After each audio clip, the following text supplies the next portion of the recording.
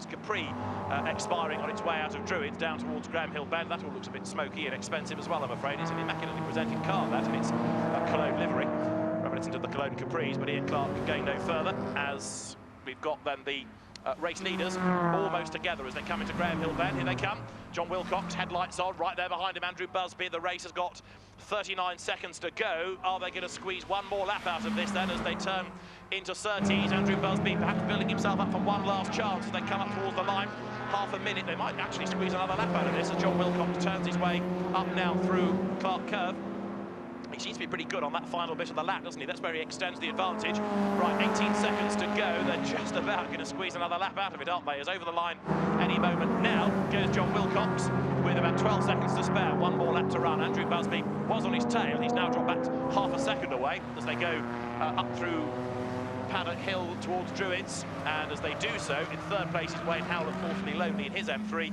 The two race leaders then turn their way around the hairpin, and this is where the real attention is for the last few corners of the race to see whether Andrew Busby can do anything about John Wilcox, who looks after the series, wrote the editorial for the programme, qualified on pole, leads the race, wants to win it as well, comes along Cooper Straight now, heading the pack of cars, left and right at Surtees and McLaren they will go, then the long right from Clearways to Clark Curve to loop them round towards the checkered flag, and as they do so then, this time, we've got the BMW up front and John Wilcox that has not so much dominated the race. He had to work to get the lead originally, but having got the lead, he's been able to fend off Andrew Busby, and again at Clark Curve he extends the advantage. There's more traffic ahead, the checkered flag is being made ready, and so as they come across the line, it's a win for John Wilcox then, at the end of the first of two Toyo Tyres Racing Saloons races. In second place is Andrew Busby, the gap at the end being half a second, and Wayne Howlett coming through for third place in number 85 BMW. Fourth will go the way of Roger Kneebone, despite his trip through the gravel. Fifth goes to 120, Colin Tester in the Sierra, still with a novice cross prominent on the back of that car in his first year of racing. And sixth goes to 108, Peter Seldom, who will have been across the line already. There, seventh is 160, Dean Keeble, a relatively recent convert from cars to car racing. Well, bearing in mind he was 13 seconds ahead of Stacey Vickers a few laps ago, only 4 seconds away at the end was Stacey, 8th place. So top 6 we thought about, not quite. 8th place, a good effort for Stacey Vickers, and if he can get it off the line better next time around, then he's going to be a bit more of a threat. But his lap time comparable to that of the leaders, but for most of the race he had to worry about traffic. 9th was 126 Sam Clark, and 10th, number 27, Dean Spur with the Rover 220 Turbo Coupe. So I told you it was a varied grid, and the two BMWs giving a good account of themselves. John Wilcox then the race winner, and victorious by half a second in the end from Andrew Busby. Wayne Howlett finishing in third. Now, they just about get time to refuel and then get back out again, because there is the Formula Ford race to come in a moment or two, which is 18 minutes of racing. So, having been not very busy for the first part of the day, the Toyo Tyres Racing Saloons drivers, as I say, have this very, very rapid turnaround before their second race. The drivers will in a moment head to the winner's car. Before that, I'll probably just have about enough time to give you the DTM race result, if you want to jot that down on page 55, where first was number 3, Paul de Resta. Second was number 1, Timo Scheider. And third, number 6, Martin Tomczyk. Fourth was number 10, Gary Paffett. In 5th place, number 5, Matthias Ekstrom. 6th was number 9, Bruno Spengler. 7th, number 11, Mike Rockenfeller.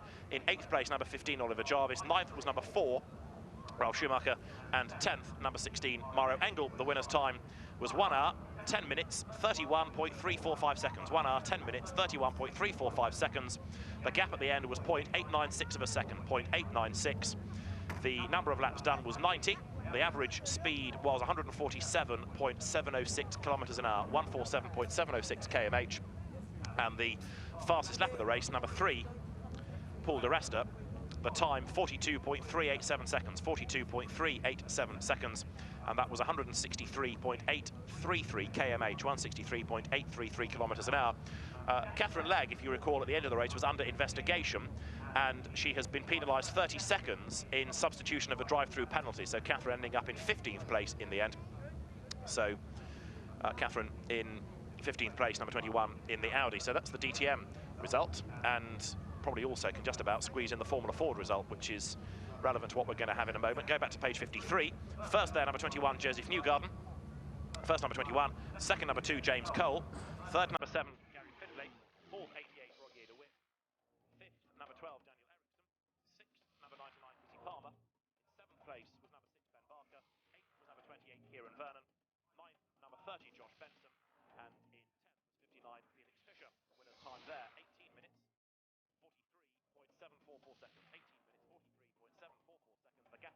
0.095 of a second, 0.095 of a second.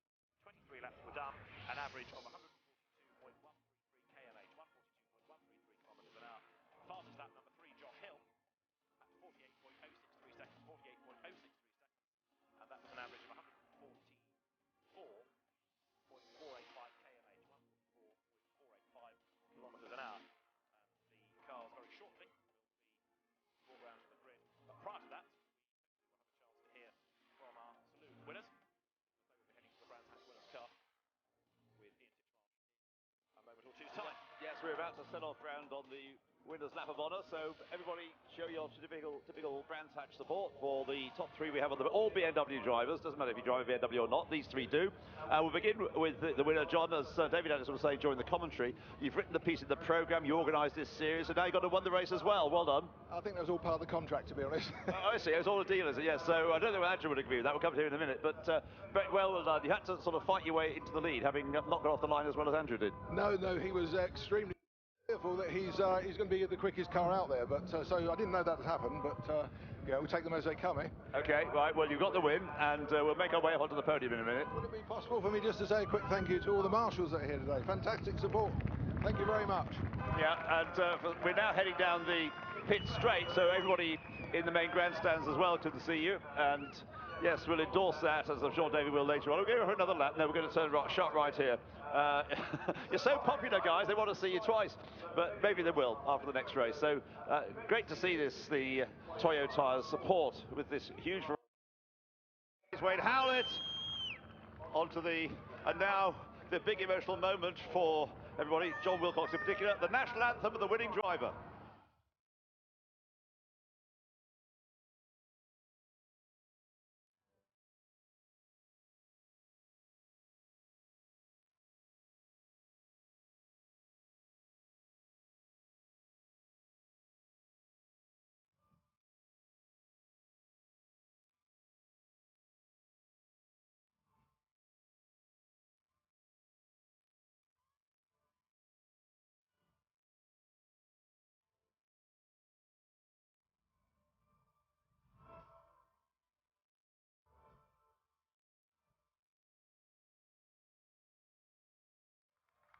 Well done, John, you controlled yourself. And if I now present you with your trophy, I was going to ask you actually to present the trophies to the other 2, because, but I'll do it myself. There you are, Andrew, your trophy for 2nd place, and Wayne, your trophy for 3rd place.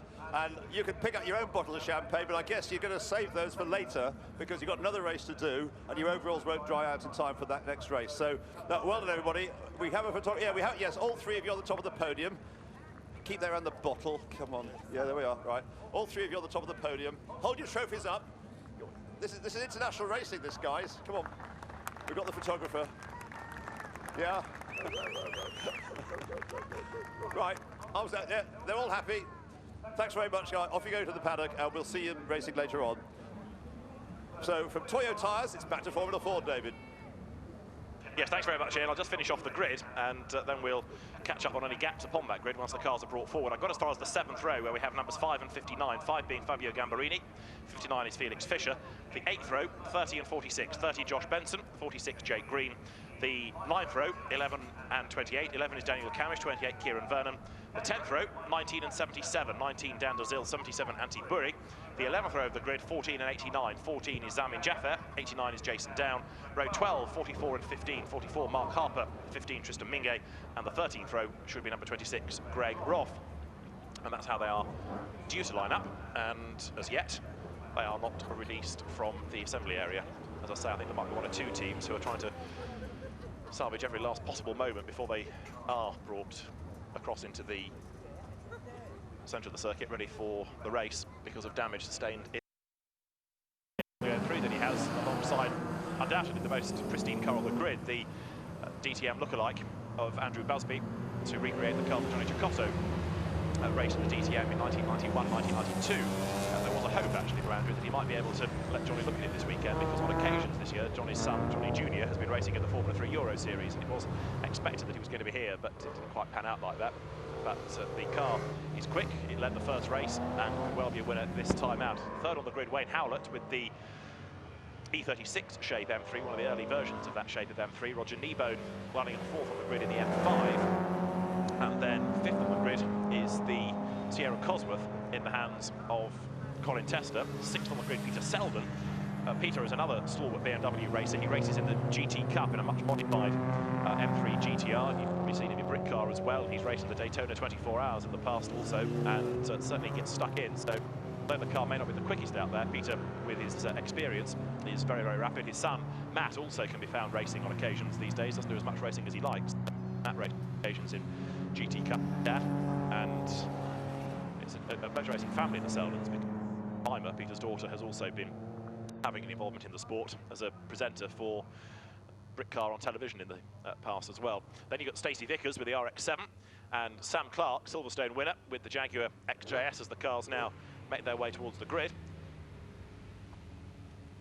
So for the final race of the day, what's been a very enjoyable weekend organised by Motorsport Vision Racing, the annual visit to Brands Hatch of DTM and the Toyo Tyres Racing Saloons then, which from here will be racing on the Silverstone Grand Prix circuit as part of the Brick Car 6 Hours at the start of October.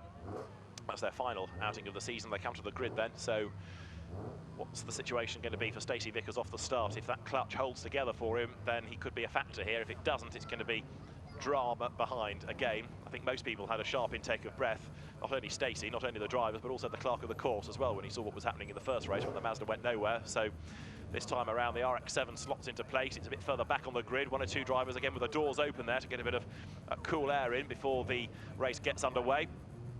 What else can we spy? Toyota Corolla front-wheel drive there. James Carpenter's car up towards the line, rather dwarfed by the Jaguar XJS ahead of it. There's Ken Lark's Vento. Do the story quickly. Remember the Driving Ambition series that was about a housewife that came here to be a special saloon racer in 1983. There was a character in it called Ken Lark, and the real Ken Lark's mates all ribbed him about it and said, come on, if he can be an ex-racing driver, then you ought to go racing as well. So that's why Ken got involved in the sport originally in the TR register with the TR6. The green flag is shown at the back. The drivers now look towards the lighting gantry. The 5-second board is displayed, and then the lights go red. So the final race of the weekend then gets underway any moment now. Away they go. And a good start is made this time again by Andrew Busby, and Stacey Vickers does get off the line well, and Peter Selden is the one that gets bogged down this time. So as they head up towards paddock, everybody darting around the BMW of Peter Selden, and they've all missed him. So far so good. Through paddock go the race leaders, and again Andrew Busby is the man who leads the way. John Wilcox second, third is Wayne Howlett, and storming up on the inside there, Colin Tester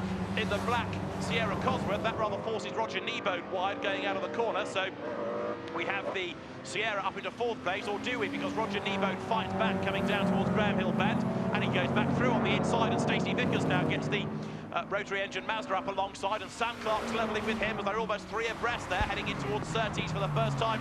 Stacey Vickers hurled the RX-7 into the corner, and he comes out of it 5th. Andrew Busby leads the way, so we have the 2 BMW M3s then of up front, Andrew Busby, second, John Wilcox. Gareth Broadbent's Honda CRX, I think, has just rejoined after a moment. I'm sure he has. So over the line come the top 2. Over the line now goes Andrew Busby. Ahead of in second place, John Wilcox. Third is Howlett. Fourth is Kneebone. And overlapping there, Tester and Clark. The Sierra on the inside of the Jaguar, heading into Paddock Hill Bend. The 2 of them then, nose to tail, going up towards Druids now. The XJS makes its run on the inside, gets alongside and then gets ahead of the Sierra. So cars from slightly differing eras there of competition, because as the Jaguar goes ahead of the Sierra, they were both in touring car terms Group A cars, but the Jaguar preceded the Sierra, and Colin Tester there being forced onto the grass by the rather flamboyant XJS. So that compromises his run to Graham Hill Bend. It means that Dean Spur is up behind him, then Rob Sadler, then Tom Hughes, and then Julian Newman in the white M5. Fan TV showing a replay of the start. Into the pit lane comes the Honda CRX of Gareth Broadbent, that yesterday was perennially a bit low on fuel in the qualifying session, but now has a bigger problem, I think, and he's in the pits. So the BMWs come through. Andrew Busby leads the way. Second is John Wilcox, the 2 original shape E30 M3s, heading the E36 shape of Wayne Howlett. Then Vickers 4th, 5th. Now it is Roger Kneebone, and then Sam Clark sticks ahead of Tester, Spur, Sadler, Hughes, and Julian Newman, who rounds out the first 11 as they go up towards the hairpin this time around.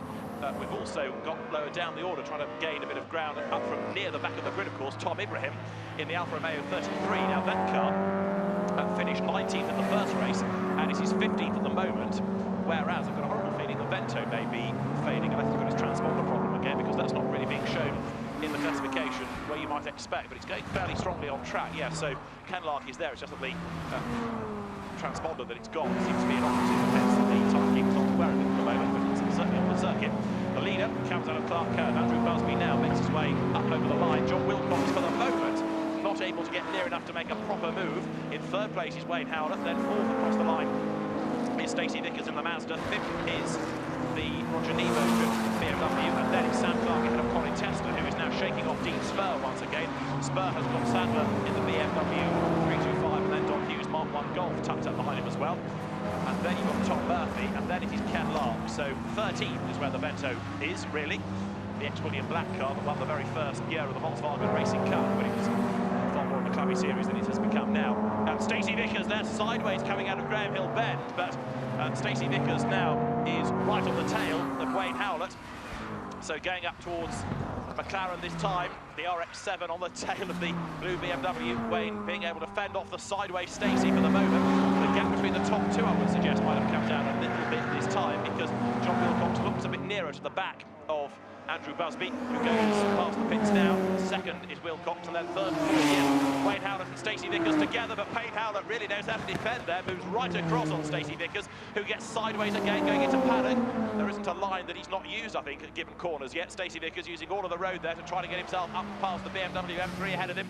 Flames spitting out of the back of the Mazda as he goes to the hairpin. The little Honda 101 Gareth Broadbent's car came in because the distributor lead had come off. Anyway, it's back on again. It's nothing to do with fuel today. Right, okay, so he's back into the race then, as we've got the sideways Sam Clark Jaguar being caught once more by Colin Tester in the Sierra Cosworth, making their way now down towards Graham Hill Bend. Dean Spur goes a little bit wide there, onto the grass on the outside of the circuit, and up now towards 30s, but the gap between the race leaders is coming right down, a little bit like we saw in the earlier race here, because John Wilcox now is getting closer and closer and closer to Andrew Busby as they go across the line. So as they head past the pits now, Wilcox is only 3/10 back as they head into the corner, and has a long look on the inside going into paddock there. He can't quite make that move stick, so John Wilcox then thought about a move on the inside. Tried to unsettle Andrew Busby just a little, but no, Andrew maintains his race lead. Stacey Vickers tries the outside line again on Wayne Howlett's BMW M3 going up to the hairpin, but that doesn't pay off either, so nose to tail those two run through the corner, heading down now to Graham Hill Bend. But pairing off a little bit, certainly within that leading four, whereas in fifth place, all on his own now, is Roger Nebo. The next pair getting themselves together once more. Sam Clark being caught by Colin Tester, the local man from Metham, with the Sierra Cosworth. And how is Tom Ibrahim getting on in the Alfa Romeo? Number 41 is in 15th place now, so as you would expect, going great guns. And in fact, it's now starting to give a hard time to the BMWs that are ahead of him. Peter Selden, by the way, after his poor start, whatever it was that forced him to struggle off the line, he has managed to overcome now, because he's fighting back into 14th place. Leaders go through, and what about for third place? Stacey Vickers with 14 more minutes still to go, has a look on the inside. This time he's almost alongside Wayne Howlett as they go for the corner. It didn't work, and so Stacey has to brake there, scrubs off speed as a result, and we'll need to think about a move on the inside at Druids, but he ain't close enough there either. So the blue BMW hangs on ahead of the rather noisy Wankel engine, rotary engine Mazda as it comes down to Graham Hill Bend. There goes the 33 across the line, having a go down again ahead of Dean Keeble's BMW. So the Alfa Romeo to the outside line there, heading into the corner. But that doesn't quite pay off either. So they swing out of paddock, climb towards Druids, and we've got 13.5 minutes of the race still to run, with Andrew Busby leading the way from John Wilcox in second place. You've got Wayne Howlett third. In fourth place is Stacey Vickers. Roger Nebo fifth as they come up towards the line. In sixth place, Sam Clark, with Colin Tester coming back at him. Past the pits now goes Andrew Busby, and on that lap he's able to extend the advantage up to 6/10. Stacey Vickers once again tries to get past this abnormally wide BM in the hands of Wayne Howlett. Through paddock they go. Stacey tries the outside. He doesn't pay off for him, but you can't fault the guy for trying to overtake, can you? Every corner he makes a move, and to be fair, Wayne Howlett at every corner knows how to resolutely defend. So whereas in other races we've seen drivers shadowing one another, here Stacey Vickers is trying at every available opportunity, and with traffic now ahead of Andrew Busby, he has got less than 13 minutes to go. He still leads the way. In the earlier race, remember, they did 22 laps. We're on lap 8 at the moment, and going up through McLaren now. So the race leader may just have to be on his toes a little bit because of these slower cars ahead. With his open face helmet there, study and concentration is Wayne Howlett, turning his way out of Clark Curve, heading towards the line, and he's still got Stacey Vickers glued to the back of him. The Mazda RX-7 then, he's about to go past the pits, lapping James Law is the leader, which is Andrew Busby. John Wilcox follows him through there.